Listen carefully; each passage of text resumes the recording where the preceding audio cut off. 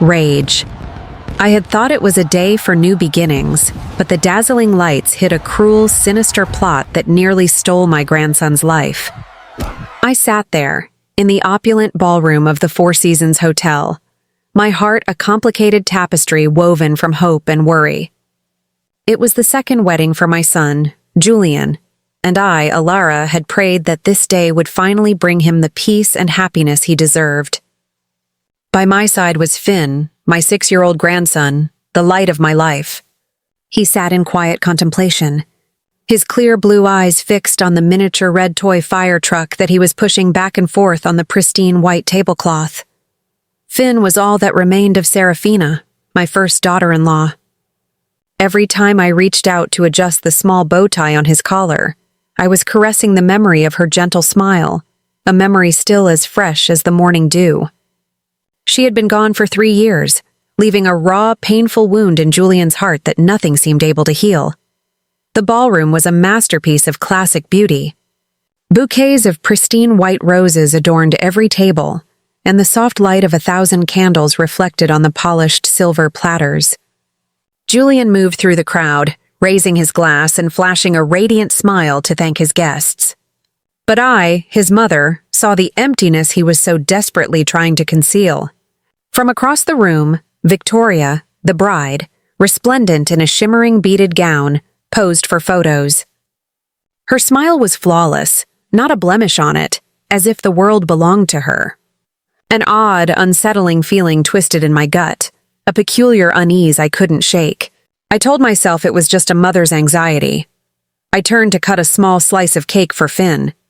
He looked up, his eyes briefly lighting up with gratitude, but he immediately lowered his head again, retreating into the private world of his toy car.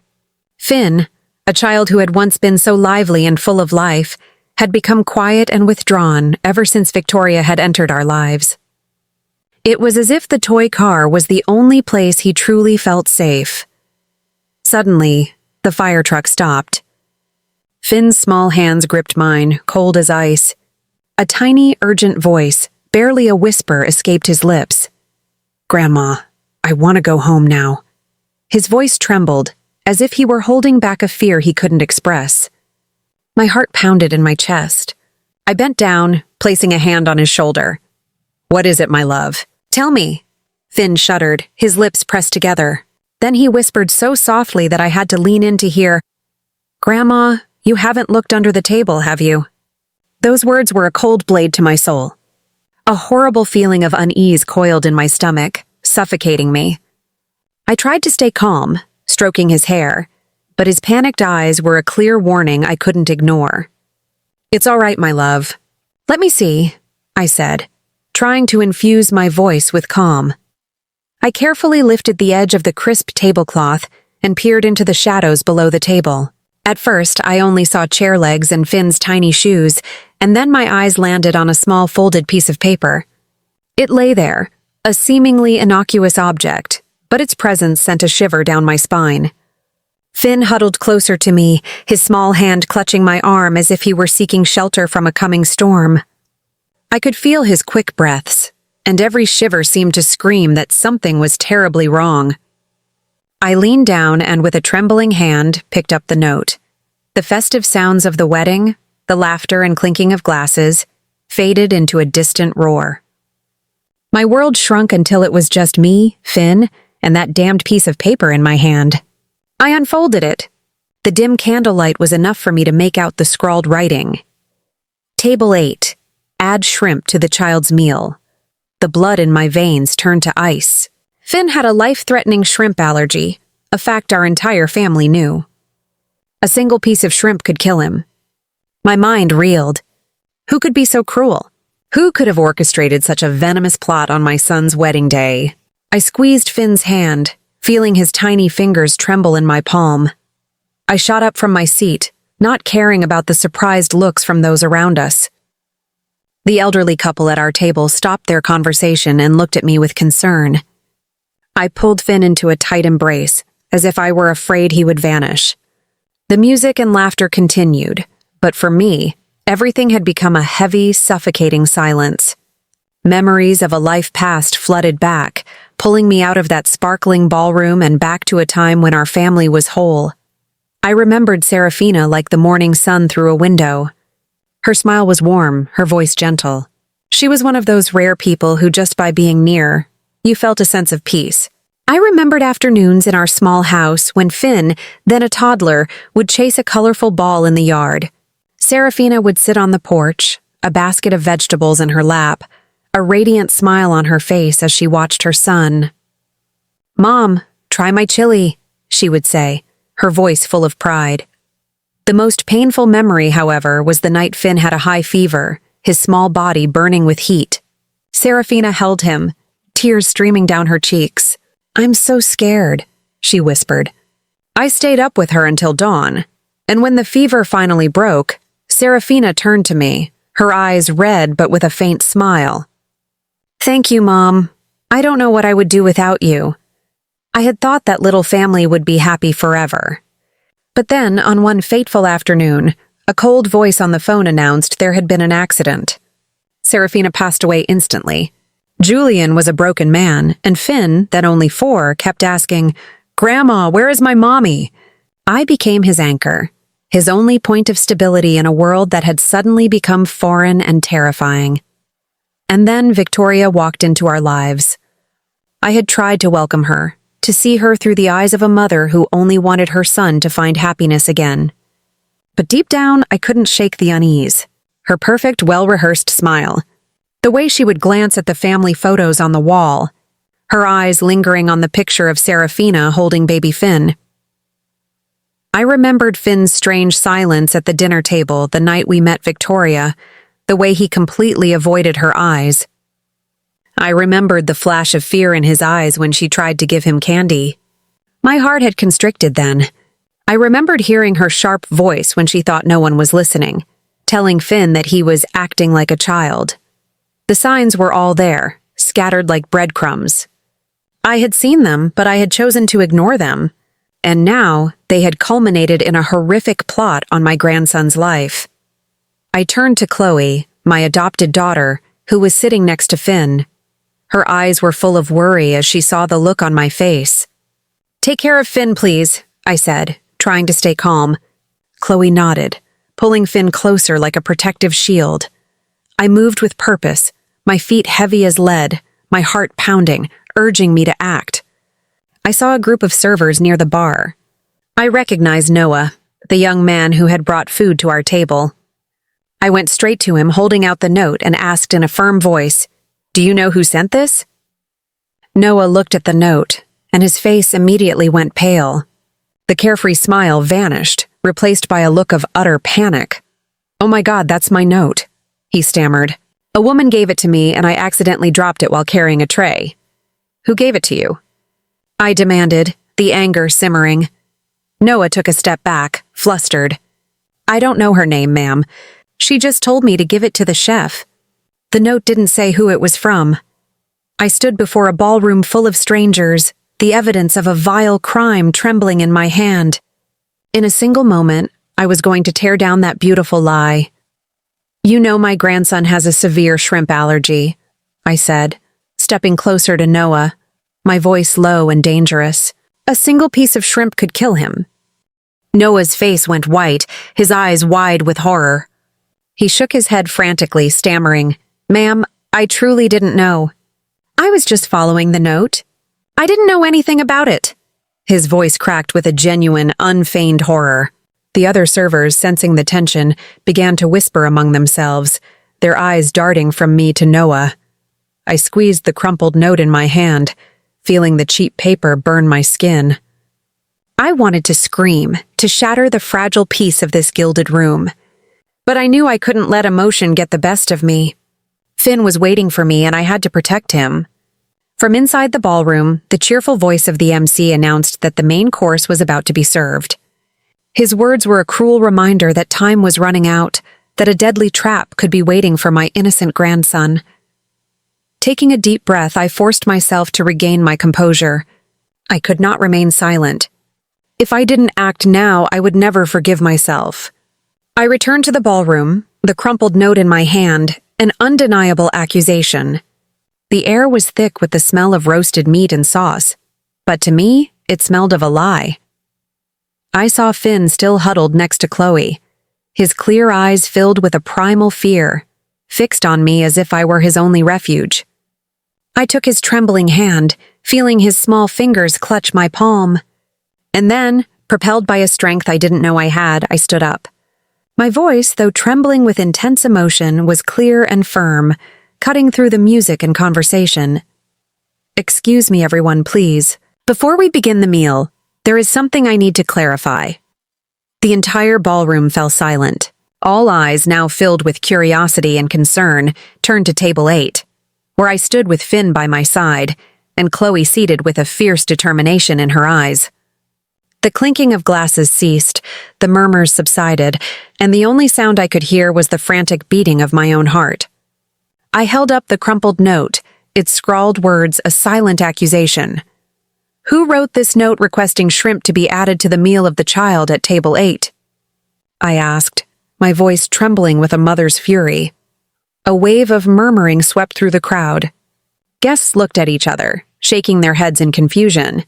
I could feel Finn's eyes on me, a silent plea for protection. From across the room, Julian saw the look on my face, and his smile quickly faded into a look of worried bewilderment. "Mom, what is it?" he asked, his voice strained. I didn't answer. I simply placed the note on the table and slid it toward him. "You read it yourself," I said, my voice as sharp as a blade. Julian picked up the note. His eyes scanned the words, and I saw his face go pale. His hands, which had been so steady just moments before, now trembled. "What does this mean?" he asked, stunned, looking from me to Finn, as if searching for a rational explanation for this nightmare. Just then, Victoria approached, her face a mask of feigned indignation. "What is this? A horrible joke?" she said, her voice smooth as silk. But I saw the flash of panic in her eyes, a small crack in her perfect facade. I looked straight at her, my heart heavy with a mixture of anger and fear. "My grandson has a life-threatening shrimp allergy," I said, my voice shaking. "This is not a joke. This is a plot against his life." My words landed like a thunderclap, plunging the ballroom into a deathly silence. Gasps of astonishment filled the air. Some guests' mouths hung open, while others began to whisper, their eyes darting from me to Victoria. Victoria let out a forced laugh, a mask to maintain her composure. "I'm sorry, Mrs. Williams," she said, her tone mock-polite. "There's no name on the note. Are you going to believe a story a child made up for attention?" Her words were designed to make me look like a paranoid old woman. Some guests began to nod in doubt. "Who would do such a thing at a wedding?" one person whispered. The injustice of it all sent a new wave of anger simmering in my veins. Victoria's audacity left me speechless. Suddenly, Chloe stood up, her eyes wide with a pain she could no longer contain. She pulled Finn into a tight hug. "That's enough, Victoria," she said, her voice cold and full of a silent fury.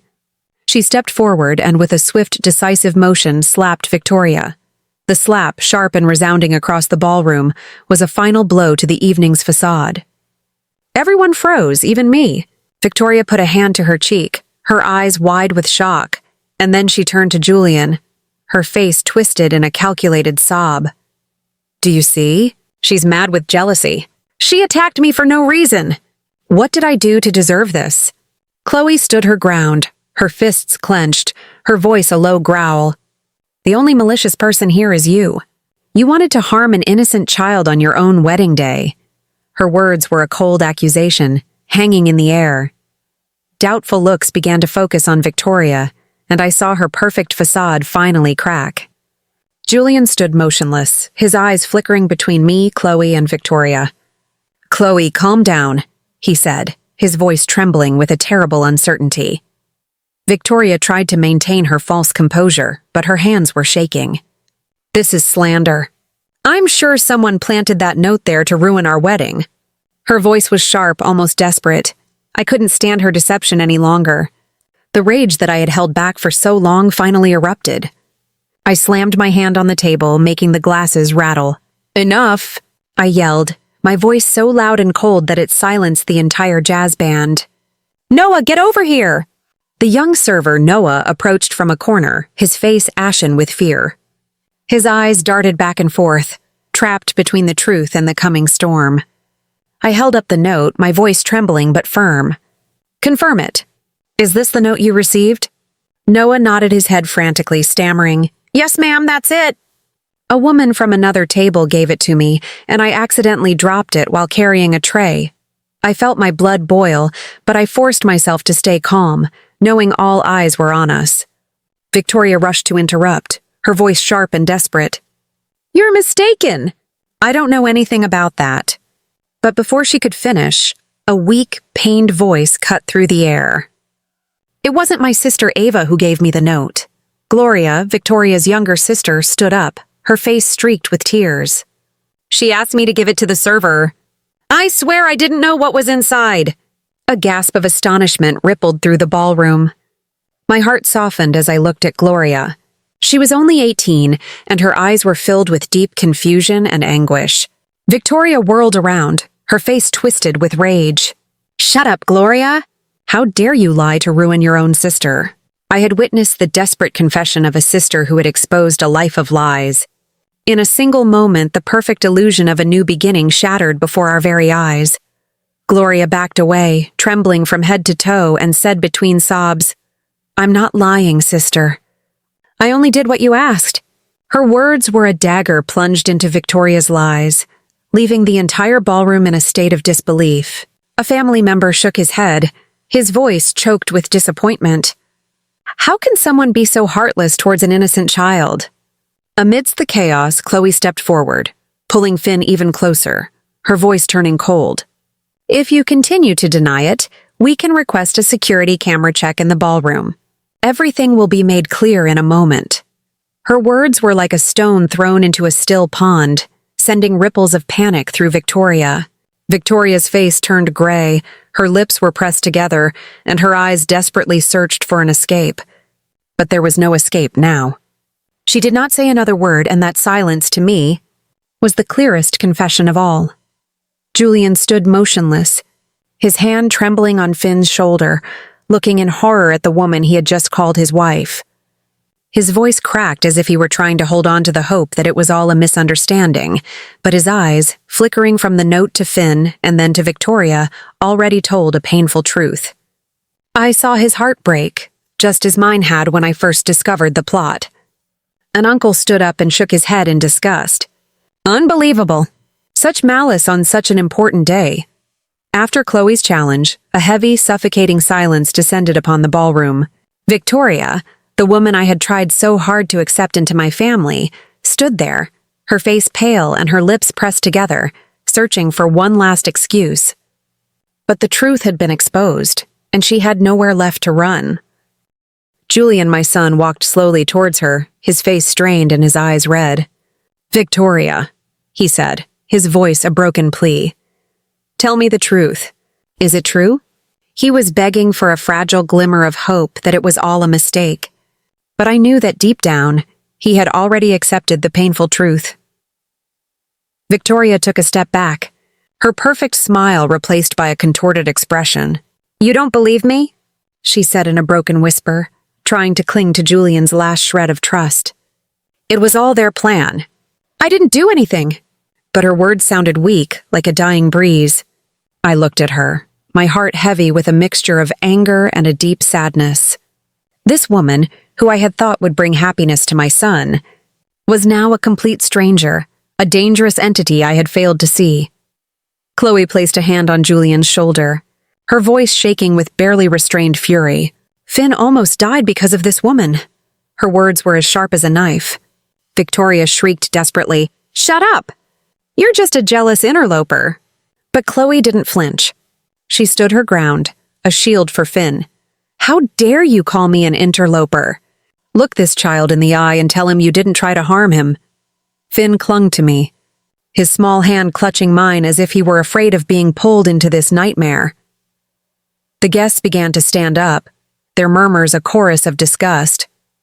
The festive atmosphere had completely vanished. A relative, Mr. Peterson, slammed his hand on the table. "This is an outrage. We cannot let this go unpunished." Julian's voice, broken by pain and rage, cut through the noise. "Finn is my son. You tried to kill my son on our wedding day." His words were a direct hit to Victoria's heart, and I saw her perfect facade finally break as tears streamed down her cheeks. But I knew they were not tears of remorse, but of defeat and exposure. I placed the note on the table and declared in a firm voice, "Anyone who tries to harm my grandson will never have the right to step foot in this family." My words echoed, clear and unyielding, like a final judgment. Victoria looked up. Her eyes filled with anger, but I saw the surrender in her gaze. The hotel's security guards, who had been informed by a staff member, approached. With a polite but firm demeanor, they asked Victoria to leave the ballroom. "Ma'am, please come with us," one of them said. Victoria backed away, her eyes darting around the room, but no one, not even her sister, came to her defense. Many guests shook their heads, leaving their half-full glasses behind. "Unbelievable," one person whispered. "How can someone be so heartless?" Another said, in horror. Julian stood motionless, his hands covering his head as if he were trying to keep his world from collapsing. Then, as if he no longer had the strength to stand, he slowly knelt down in front of Finn, his voice choked with pain. "Son, forgive me. Forgive me, son, for not protecting you." I saw tears streaming down his cheeks, and my heart broke. I helped Julian to his feet, squeezing his shoulders, and said in a solemn but confident voice, "Fortunately, we stopped it in time. This fake happiness must end here and now." I looked at Victoria, who was being escorted out amidst a sea of contemptuous stares. I knew in my heart that she had never been and would never be a part of this family. In the days following that nightmarish wedding, my family was plunged into a quiet maelstrom. The wounds were still raw, and the unanswered questions hung in the air. The story spread like wildfire, from our quiet suburban streets to the farthest corners of our family circle. The phone at home rang incessantly. Some people blamed Julian for being so blind. Others were sympathetic to Finn, the innocent child who had almost fallen victim to a cruel plot. But for me, every call was a painful reminder of the tragedy we had narrowly escaped. Julian became a ghost in his own house. He was no longer the radiant man in the navy blue suit from the wedding day. Instead, he would take Finn to school and pick him up every day in silence, his eyes filled with a deep-seated remorse. Victoria's name was never mentioned again. I watched Julian with an aching heart, but I knew he needed time to heal, to find himself again after being so horribly betrayed by the person he thought he loved. I didn't blame him because I understood that love could blind a person. But I also knew that our family had to rise from these ashes. I continued to care for Finn as I had since Serafina's passing. I cooked his favorite foods, like mac and cheese and soft pudding, trying to give him a sense of security. But the person who truly healed Finn's spirit was Chloe, my adopted daughter. Every morning, she would carefully pack his lunch for school, meticulously choosing foods that contained no shrimp or anything that could be dangerous to him. She even wrote a small note to his teacher, explaining Finn's allergy, along with a smiley face drawn in crayon, which he loved. "Auntie Chloe, you draw so well," Finn would exclaim when he opened his lunchbox, and I would see a sparkle return to his eyes, as if a part of his innocence had been restored. Every afternoon, Chloe would take Finn to a nearby park, a ritual I had learned to cherish. I would often watch them from a distance, seeing her teach him how to fly a kite, showing him how to hold the string so it would soar high above the trees. One time, Finn fell from the slide, and Chloe ran to him, picked him up, brushed the dust from his clothes, and whispered, "It's okay, my love. I'm here."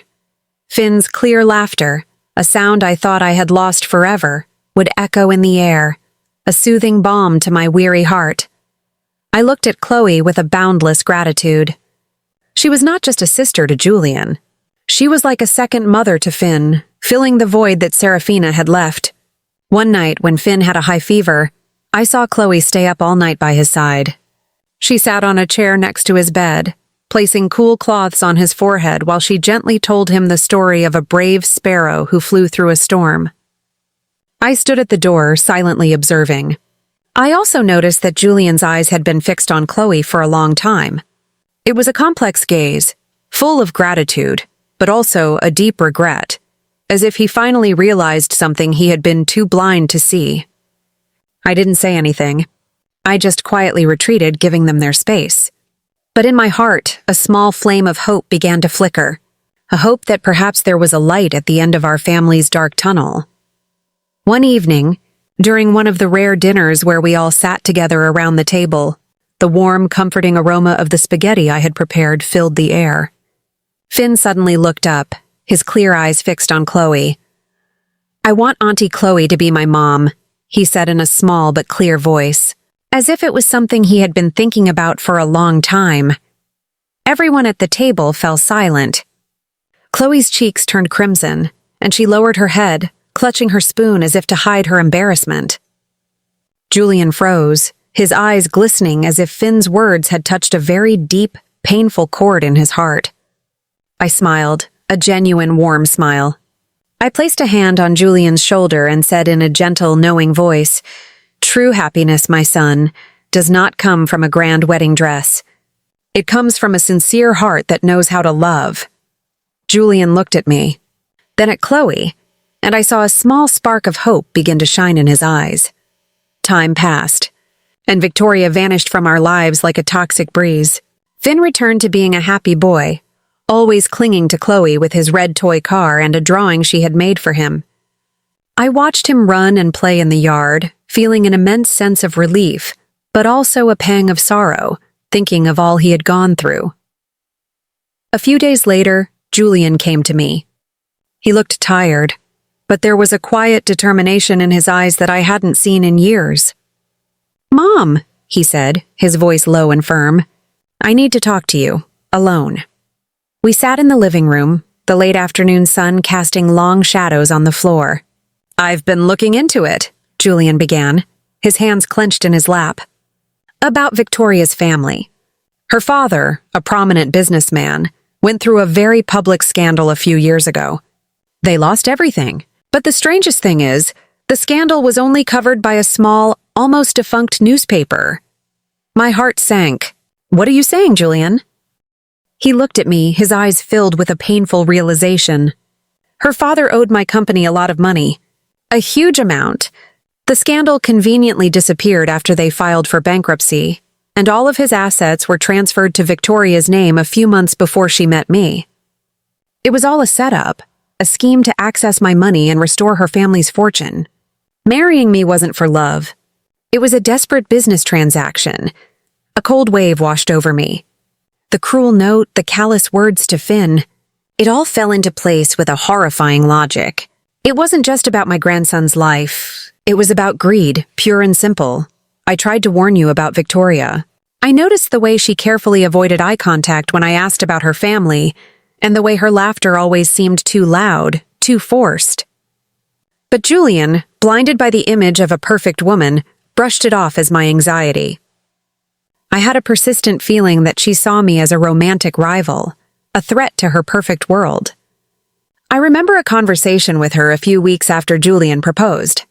"I'm so happy to be joining your wonderful family, Mrs. Williams," she had said, her voice sweet. "Julian has told me so much about you." But her eyes, cold and calculating, never matched her words. The air around her always felt thin, as if she were a polished shell with nothing inside. "I tried to warn you, son," I said, my voice choked with a mixture of sadness and fury. I saw it in the way she looked at Finn, in the way she looked at our family. "She never truly belonged here," Julian nodded, tears welling up in his eyes. "I know, Mom. I was so lost after Serafina. I thought I could find a quick fix, a replacement for the hole in my heart. I was so blinded by her beauty and her promises of a perfect life that I couldn't see the truth right in front of me." "It wasn't just a mistake, Julian," I said, looking at my son's broken face. "It was a betrayal. She took advantage of your pain. She saw a weakness and exploited it." We sat in silence for a long time, the only sound the quiet ticking of the grandfather clock. Julian finally looked up, his face etched with a new determination. "I need to go see her. I need her to look me in the eye and tell me why she did this. I need the truth. What about the police? I asked. I have a plan, he said, his voice firm. I've contacted a lawyer. We have enough evidence to prosecute, but I need a confession. And I know how to get it. I had never seen my son so broken, yet so determined. He was walking into the lion's den, seeking not just justice, but a final, painful truth from the woman who had tried to destroy our family. I watched Julian go, a lump in my throat. He was no longer a grief-stricken boy, but a man seeking a painful reckoning. He drove straight to the apartment Victoria had rented a few blocks from Julian's office. He had been adamant about going alone, needing this final confrontation to be private, to be a closure to a dark chapter. He found Victoria alone, sitting on a luxurious sofa, a glass of wine in her hand. She was wearing a silk robe, her hair loosely tied, a mask of casual elegance that couldn't hide the weariness in her eyes. "Julian," she said, her voice a practiced melody of calm. "I knew you would come. I knew you couldn't stay away." Julian didn't respond to her false warmth. He stood in the middle of the room, his hands in his pockets, his posture rigid. "Why, Victoria? Why did you do it?" Victoria took a slow sip of her wine. "Do what, my love? Are you still upset about that ridiculous note? I told you it wasn't me." Her voice was laced with a mocking disbelief, a final, desperate attempt to hold on to her lie. "Don't lie to me," Julian said, his voice low and dangerous. "I know about your father's debts. I know about the assets that were transferred to your name. I know our marriage wasn't about love, but about money." Victoria's mask of calm slipped. Her eyes widened for a brief moment, but she quickly regained control, a malevolent smile spreading across her lips. "Oh, so you finally figured it out. Took you long enough." Her voice was now sharp, completely devoid of the sweetness she had always used with him. "You were so easy to manipulate, Julian. So lost in your grief. You wanted a perfect replacement for your dead wife, and I was a perfect illusion." Julian's face twisted in physical pain. "But Finn? He's just a child. How could you try to kill him?" Victoria leaned forward, her voice a chilling whisper. "The child was a complication, a living reminder of your perfect dead wife. He was an obstacle to our business arrangement. I tried to get rid of him. I tried to make him hate me, but he just kept clinging to you. I had to ensure he couldn't get in our way. His allergy was just a convenient way to make him disappear." Julian stumbled back as if he had been hit. The calm, almost bored tone in her voice, the complete lack of remorse, was more horrifying than any angry confession. The woman he had loved, had planned a life with, was a cold-blooded monster. "And Chloe," he said, his voice choked with a sudden realization, "you hated her. Because she saw right through you." Victoria laughed, a harsh, emotionless laugh. "That little peasant with her pathetic family loyalty. Yes, she always saw who I was. But you never listened to her, did you? You were too busy being a hero for the woman you thought would save you." Julian's heart, which had already been shattered, now hardened into a cold, unforgiving stone. He looked at Victoria, at her empty eyes, at the woman who had so meticulously planned to use him and destroy his son. He pulled out his phone. "I'm recording this, Victoria. Everything you've said." A flash of genuine panic crossed her face. You can't! This is an illegal recording. You'll never be able to use it." "Maybe not in a court of law," Julian said, his voice devoid of emotion. "But I can certainly use it to go public, to expose you to the world. I'll make sure everyone knows what you did. Not just for the money, but for pure, unadulterated malice. Your perfect life, your family's reputation. It will all be gone." Victoria looked at him, her face twisting with pure fury. "You can't ruin my life." "You tried to ruin mine," Julian said, his voice a final, unyielding statement. "And you tried to kill my son. We're done. I have a lawyer, and I will be filing for an annulment. The marriage never happened, and our families are no longer related. I'll see you in court." He turned and walked away, leaving Victoria standing alone in her luxurious apartment. The woman who had schemed and manipulated to get everything she wanted was now left with the echo of her own chilling confession. The last illusion of her life had turned to dust. Julian drove straight to my house. He walked in, his face pale and his eyes haunted. He didn't say a word, just went to the sofa, sat down and buried his face in his hands. I sat next to him, wrapping my arms around him. He leaned into me, and I felt his shoulders shake as he let out a choked sob. He told me everything. His voice was a monotone, like a recitation of a horror story. I held him, gently patting him, my heart breaking for my son, but also swelling with a profound sense of relief. The monster was exposed. The fake chapter was closed. That evening, after Julian had calmed down and Finn had gone to bed, Chloe walked in. She had heard the news from me. She sat next to Julian, a quiet, calming presence. She didn't say anything, just placed a hand on his back. Her touch was so gentle, so full of a genuine love, a stark contrast to Victoria's cold ambition. Julian turned to her, and for the first time since that terrible day, I saw a genuine smile on his face, one that wasn't an illusion. "Chloe," he said, his voice soft. "I'm so sorry. I should have listened to you." "It's not your fault, Julian," Chloe said, her eyes glistening with unshed tears. "You were grieving. She took advantage of your pain. But it's over now." "I know," he said, and I heard a deep finality in his voice. "I filed for an annulment. The marriage never happened." Chloe smiled, a truly radiant smile that lit up her entire face. She leaned in and hugged him, a gesture so full of genuine affection that it brought tears to my eyes. The healing had truly begun. I had witnessed the final defeat of a cold-blooded schemer. But the true victory was not her downfall.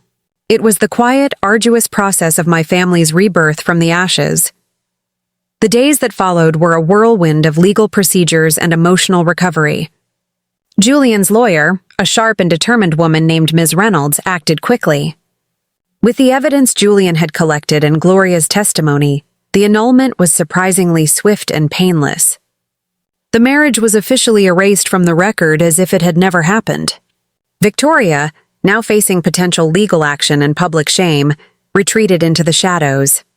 The local news covered the story, not as a sensational headline, but as a cautionary tale of betrayal and greed. The name Victoria became a symbol of ruthless deception, a name no one dared to mention in our home again. But the real work wasn't in the legal system. It was in the quiet spaces of our home. Julian was a changed man. The grief that had haunted him since Serafina's death finally began to lift, replaced by a profound sense of purpose. He no longer hid in his work. Instead, he dedicated himself to being the father Finn deserved.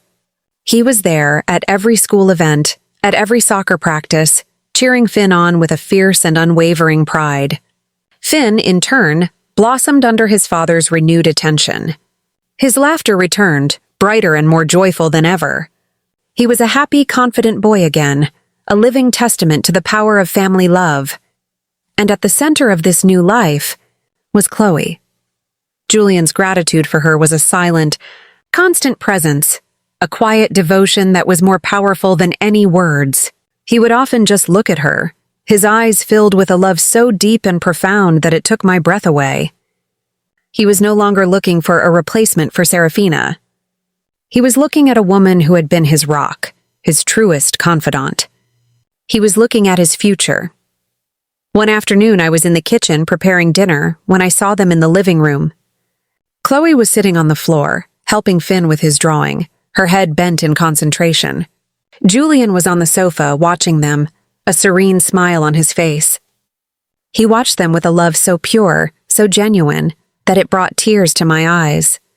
He walked over and sat down next to Chloe, pulling her into a gentle, loving hug. "Chloe," he said, his voice a soft, heartfelt whisper. "I have something I want to ask you." Chloe looked up, her face filled with a shy, expectant hope. I know you've been more than a sister to me since Serafina's passing. And I know you've always been a mother to Finn, but I want that to be official. I want you to officially become a part of our family. I want to marry you." My heart stopped. I had seen this coming, had hoped and prayed for this moment for so long. But hearing the words spoken was a moment of pure, unadulterated joy. Chloe's eyes welled up with tears, and a radiant smile spread across her face. "Julian." "Yes. Of course, yes." Julian pulled her into a tight embrace, and I saw Finn look up, a confused but happy look on his face. "Auntie Chloe is going to be my mom?" he asked. Julian smiled, a true, full smile that reached his eyes. "Yes, son, she is." I stood in the doorway, a silent witness to a new, beautiful beginning. The life that I had thought was over, the family I had feared was broken beyond repair, was now being reborn, stronger and more beautiful than ever. The marriage was not a business transaction, not a desperate attempt to fill a void. It was a union of two souls who had found each other through shared pain and a quiet, patient love.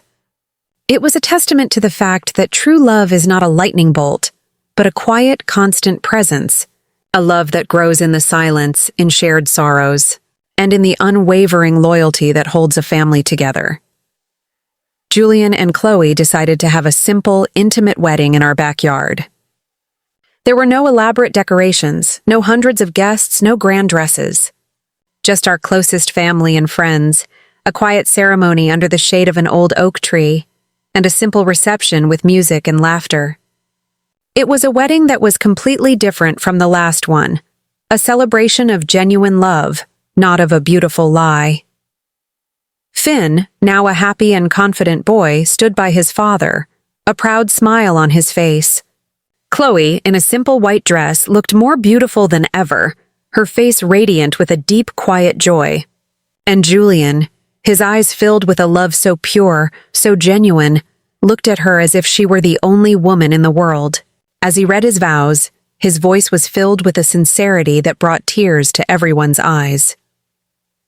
This was no fairy tale ending, but a new chapter forged in fire. It was a testament to the idea that love, courage, and a mother's unwavering heart can rebuild a family from the ashes of an unimaginable betrayal. I, Julian, take you, Chloe, to be my wife, to have and to hold from this day forward, for better, for worse, for richer, for poorer, in sickness and in health, to love and to cherish, till death do us part. His voice, filled with a raw and genuine emotion, was a world away from the rehearsed vows he had read just months before. It was a promise, a vow, and a declaration of a love so deep. Chloe's voice, as she read her vows, was soft but unyielding, filled with a quiet strength that spoke of a love that had stood the test of time. As they kissed, the sun broke through the clouds, casting a warm, golden light on our backyard. It was a simple, beautiful moment, a validation of the truth that happiness, true happiness, can be found even after the darkest of storms.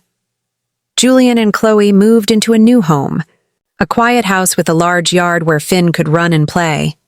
The house was filled with laughter, the smell of freshly baked cookies, and the quiet comfort of a family that had finally found its way back to itself. The old wounds were still there, like faint scars, but they were no longer a source of pain. They were now a reminder of our strength, of the fact that we had survived, and that our love had been stronger than any malice that had been thrown our way. I watched them, my heart filled with a quiet, peaceful joy. I thought of Serafina, and for the first time I wasn't sad. Her memory was not a ghost that haunted us, but a beautiful, quiet part of our story, one that had led us to this moment. She had been the love of Julian's life, and she had given us Finn, our little miracle. But Chloe, my adopted daughter, had been the unwavering light that had led us through the darkness.